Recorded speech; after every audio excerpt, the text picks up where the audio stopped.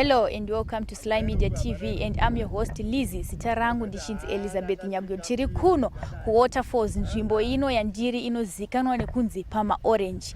Pakaitika itiko chinosuwisa musi wa 1 February gore rino mushure mekunge mhuri dzakati one day dzakarasikirwa nedzimba dzavo mushure mekupazirwa. Asi iko zvino tadzoka zvakare kuti titarise kuti mhuri dziye dziri papi, asi tine mufaro mukuru nekuti mhuri dzatinadzo dzine peace of mind ishoma. Vari kuda zvakare rubatsiro kubva kwamuri mhuri yeZimbabwe. Tinoziva kuti vazhinji venyu mungadai muchiona chirongwa ichochi muchada kubatsira. Tichaisa namba pazasi pamunenge muchiona kuti mungavabatsire nei. Tinotendawo leadership yedu, chairman Pamwe, vice wavo Lupia, chairman we district Dove.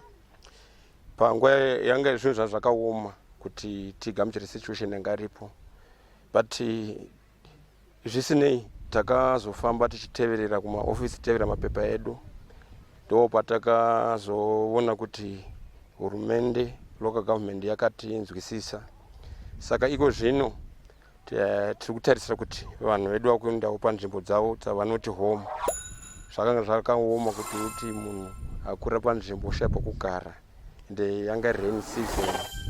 Mukatara izvezvi pamauri kugara mumatende muchecho pano according to our culture murimbiri hadzigoni kushaya one roof.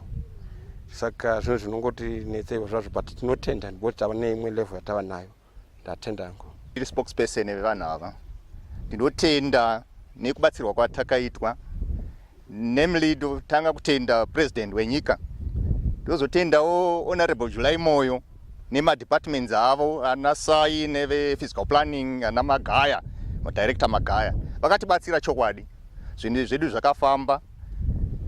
Chinhu chekutanga zveshuwa zvakatieremera, because vana vakaita 1 week vasingaende kuchikoro, tisina pekuti vana vageze vaende vageza kuchikoro. Asi takazobatsirwawo nevemisangano, vakauya chairman wedu wedistrict Paranyatwa vanonzi Shadrack Duve, vakamira nesu from day 1 kusvika nanhasi. Vari kubatsira vanhu vachivatsvagira mosquito coil, vachiita zvipi. Kwakauyavo totendawo veMartin weDCC6, tichizotendawo chairman weprovince vaMasimerembwa vakazotipawo kuti vatibatsire vasecretary for lanes vanonzi varingwa. Zveshuwa zvinhu zvakafamba zvekutoti nanhasiwo tikuona zvinhu zvedu at least pane light mutunnel.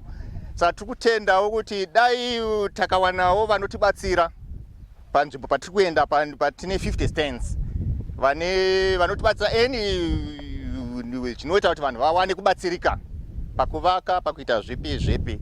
Ndinotenda, ndofunga musi pamakauya pekutanga makanzwa kuti panga pane mwana akanga ada kuputsirwa mumba. Ndofunga makaisa kamera pane mwana wacho mumuradza nyika, ndiye mwana wacho uyu ane 5 years. Muri kuona zvaari, haagari, haatauri, ane muri kuzviona. Zvese zvinoteera kuti ruzhinji rweZimbabwe motibatsiravo semafarm workers.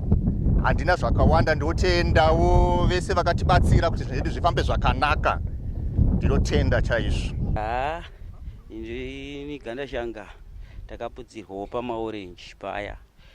Asi chinonyanya kundifadza ndechinoti takazokwanisa kunzwisiswawo, government yakazotibatsira, local government ikatibatsirawo. So local government ikatibatsirawo. Now tine mastands edu ataitaura aya. Government yakakwanisawo kutipawo kuti tikwanise kuenda panzvimbo yekuti tikwanise kudini kugara zvine pa permanent. Saka munongoziva sevanhu vanenge vasina kugadzirirawo, tinenge tine kuchemawo kwatinako kuti pamwe zvikwanisiro ndo zvinenge zvakashotawo kune vanenge vachikwanisa kutibatsirawo kuti tikwanise kuenda paground zvakasununga. Ground ravapo, mastands avapo. Izvo tinozvitenda nekutenda local government nekukwanisa kutinzwawo chichemo chedu sevanhu vanga vaputsirwawo sekuti hatisina pekutangira. Asi tinovatenda zvikuru, uye tisingakanganwi zvekutenda tingati MP vanova vatongai vanzwa zvakadai vakakwanisa kusvika ipo pano patakamira pano.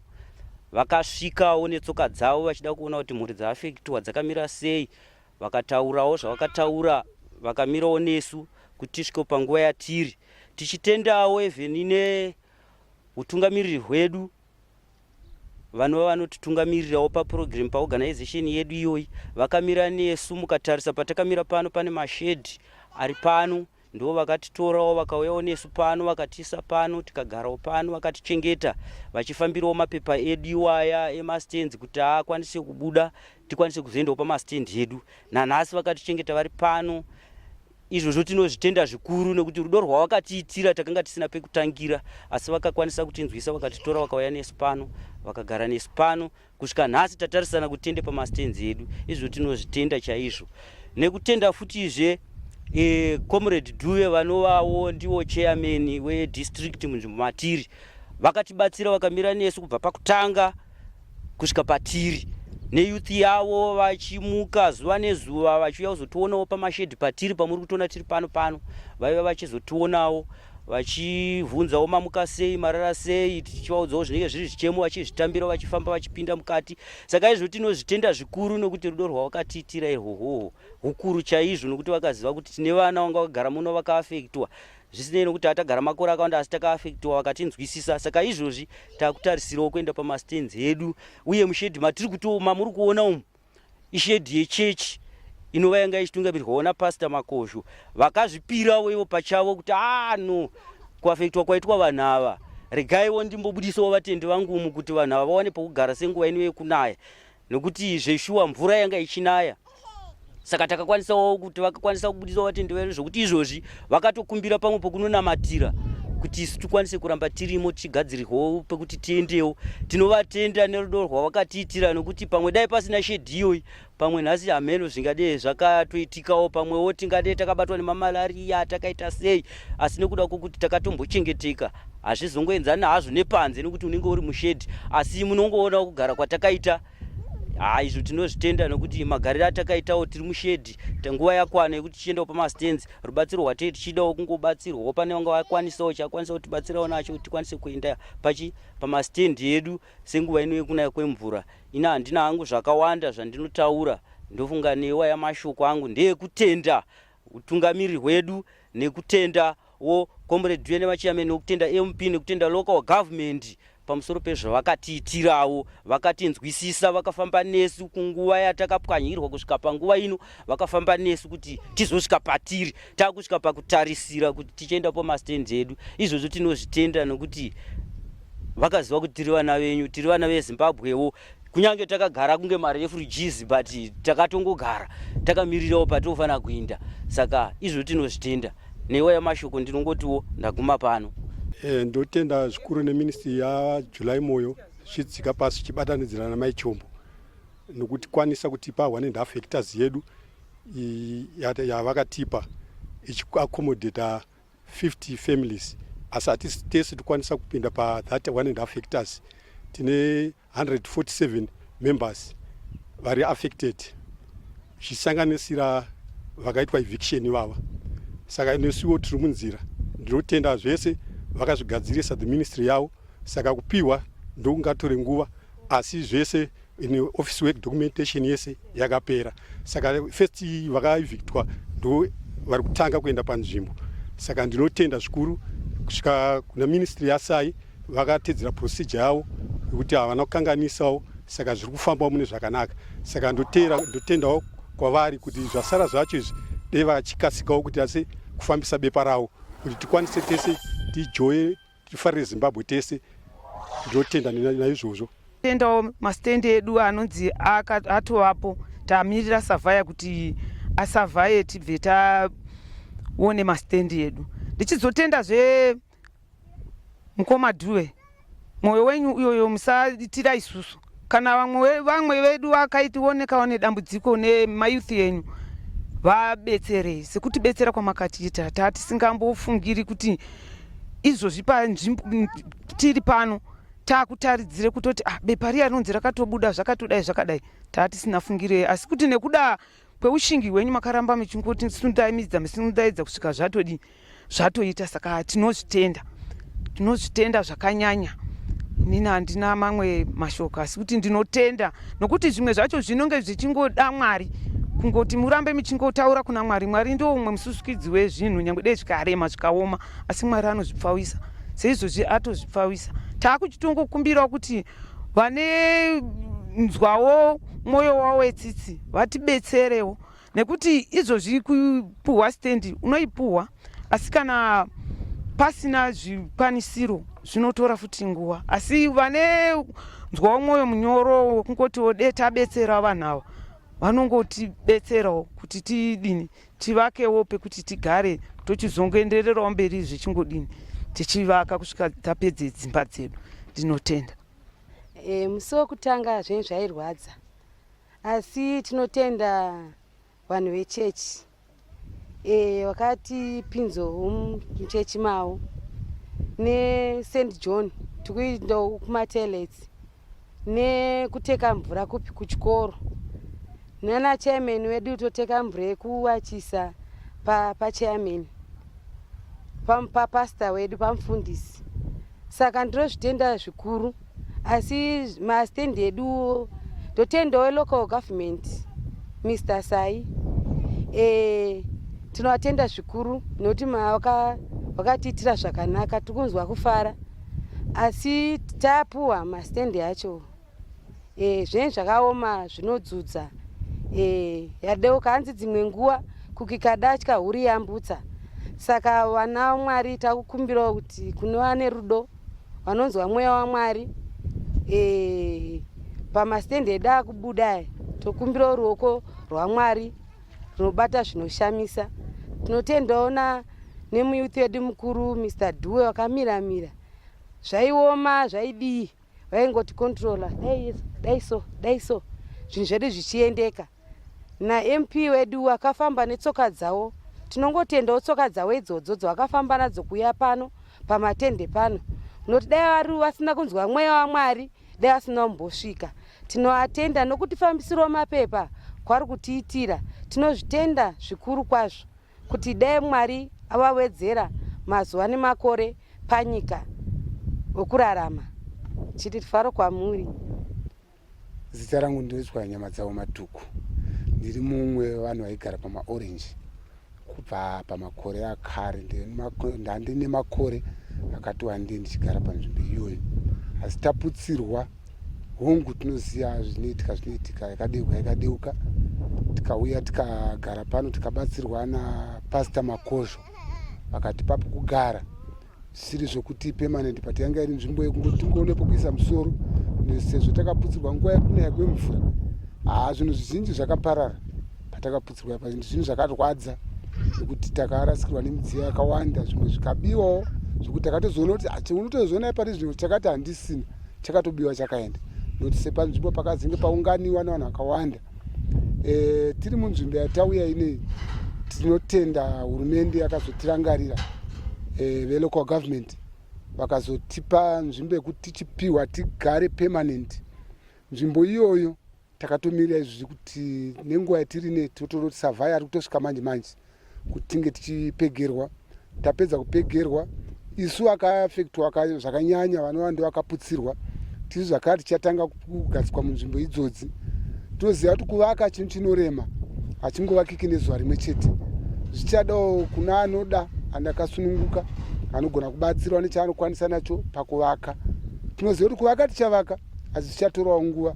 Sevanhu tiri panze tichida rubatsiro kuti tigone kuwana shelter nenguva diki diki pane kuti tizvitsvagire mari tigozovaka isi tagara tiri panze futi zvakare. Asi tikawana rubatsiro zvinoita kuti tikurumidze kuwana pekugara. Maitadiwa Kandashanga. Musi wekutanga watakaputsirwa maiwa takachema asi iko zvino tafufara nenyaya yemastenzi edu atabudisirwa. Toda kuti chekutanga dotanga kutenda vasai nokuti musi wekutanga iwa tati nehasha tichipupira tichichema asi iko zvino vakazokwanisa kutibudisirawo mapepa edu ikona mastenzi edu tapiwa. Izvo savhaya ari kuuya ari kutigadzira nzvimbo yekuti tigare. Chechitu ndikuzotendawo MP akasvika panapa akaona zvatiri netsoka dzake. Ndinoona kuti vana vangu vakaafektwa vakaita sei tikataura navo tikapedzerana. Chechitiri ndikuzotendawo vaMakozho vakatipawo place yavo yekunamatira. ndoyematiri kugara. Vari kutipa mvura nemugodhi neplesi yavo yekunamatira. Vakatobudisa vana vesangano vari kunamatira panze. Nechikoro, mukuru wechikoro tiri kumutendawo futizve ari pamatoilets nemvura yekumwa. Aiwa, havatambidzi tiri kunochera nekuti chero dezvo tisina mvura hapana imba inovakika isina mvura. Saka izvozvo toda kutendawo zvikurusa, tikuzotendawo mayuthi, tikuzotendawo vadhuve vari kumirawo nesu nguva nenguva. Saka izvozvo ndo zvatiri kunyanya kuchema, asi nenyaya yekuti place yedu yabuda. Munozoti kana munhu ukangonzi famba kana kuita sei zvinoshoka, asi izvozvo place yedu yabuda. Tiri kufara asi kuti hatina kana pekutangira. Saka tiri kutendawo mhuri yeZimbabwe anoda ane ruoko runotandavadza. Hatisi kuti nhingi tipi, asi kuti tiri kutenda kuti anenge achida anokosongotiwo apa zvobva zvadi zvobva zvaita, nokuti matiri mushedhi munonamatira toda kuitawo zvekukurumidzawo kuti vanhu vanonamata vanamatire muchechi medu, isu taendawo panzvimbo dzedu. Ndo zvinhu zvatinoda kutendawo izvozvo kuti manzvimbo yedu abuda tochiendawo paplesi yedu, kuti idzi dzino dzadzimba dzedu dzatakubudawo. Avo vane chechi yavo vochiuya vachinamatirawo imomo. Ndo zvinhu zvatinoda kunyanya kutenda. Tiri kunyanya kufarira vasai kuti musiuya teichema asi vakazochinzwawo chichemo chedu. Hatisi tega, pane vamwe veduwo vari kutodawo kutendawo panzvimbo asi vakatarisirawo kuti mapepa edu ari kubudawo, isusu tisitatangirwa kumberi, asi ivo vari kutarisirawo kuti zviri kutoita chete nezita raMwari. Saka aiwa, zviri kuregera zviri kutoita. Saka ndo zvega zvatinoda kunyanya kutenda kuti takaafektwa asi takawana pekugara. Ikono tiri kufara nzvimbo yedu yabuda chete. Ndo zvatiri kungotenda, tiri kungotenda chete kuti vese vari kumira nesu, aiwa vakamira nesu. Ndo zvinhu zvatiri kunyanya kutenda chete. Well, we are so much grateful at this moment and juncture, considering what happened over the last few weeks. It wasn't been a very easy journey, but we accepted the fate and the reality. Yes, what happened. It's water under the bridge. Life has to carry on. Life has to go on. And we are so much grateful to the whole leadership that stood with us and made us people. We are so much grateful even to the Minister of Local Government that understood and heard our plight. Now that we are going at a very places where at one time we were deemed to be squatters because we did not even have any documentation, despite the fact that we had been on this farm. But we thank God now that we have got proper documentation, and as we are going on our properly allocated stains, it's a plus, and we are so much grateful to the authorities who understood us. When things happen, especially the way they did over the couple of weeks ago, no one was very much prepared about such an event. And now that we are going on our rightful places, it is still a challenge, definitely, to put up any meaningful structure on those places. Yes, they are now permanent places, they are now documented, and we don't expect anyone again coming and saying we don't belong there, which is a plus to our situation and our condition right now. But because these things happened so fast, whereby we've been left again exposed in terms of trying to put up real meaningful structures in order for us to have something that is better, a better roof of our heads. We are grateful to the church that accommodated us, and this is the scenario, this is the situation. But thank God we still come back to you Zimbabweans. Yes, we want to see and also have that joy, that happiness like it was before. What happened there, despite what was there, those were homes. We are so much grateful that where we are going now is something that is really on paper and with no other expectations of being moved again. We know, brothers and sisters, it hasn't been easy, it will never be easy, but shelter, we feel, when now that we have these proper places, we still have got a long way to go in order to put up something that is meaningful. So much grateful to everybody, so much grateful to those who sympathized and cried with us. The moments were very hard, the moments were very challenging, the moments were very stressing. But we thank God. Really, a journey of 1,000 miles always starts with one foot.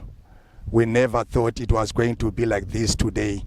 We never thought we were ever going to be recognized and be appreciated as Zimbabweans in our own mother country. We thank everybody who really understood us, all the hierarchy that really looked at us and accepted us as a people. Yes, this is the moment and this is the time. We're looking forward to proper places now that we claim our very own. Thank you so much, and we are so much happy, we are so much grateful to everything. We just want to appreciate everybody who participated, everybody who came, everybody who understood us, everybody who stood by us up until where we are today. Every office that understood and opened its doors and heard our cries. Thank you so much. We are grateful. God bless you.